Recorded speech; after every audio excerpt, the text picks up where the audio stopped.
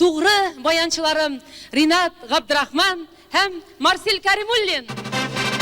Студиямны минем җитәкләп алып баручы җегетләрем Искәндәр Мустафа, Шәүкәт Гыйльфанов,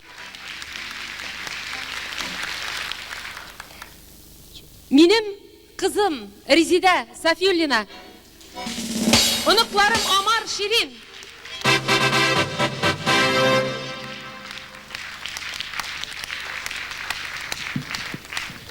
Сөембикә варисларым Альбина Мухаммедшина, Гүзәл Шайхутдинова, Марат Хайрушин,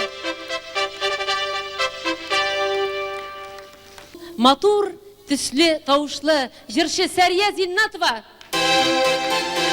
Ул яңа гына Казанга әйләнеп кайтты.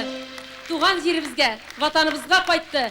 Бүген татарлар ватанга кайталар. Димәк, тормышыбыз әйбәт булыр. Минем җырым.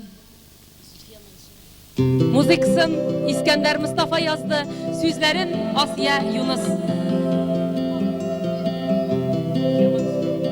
Зөлфия Мансурова.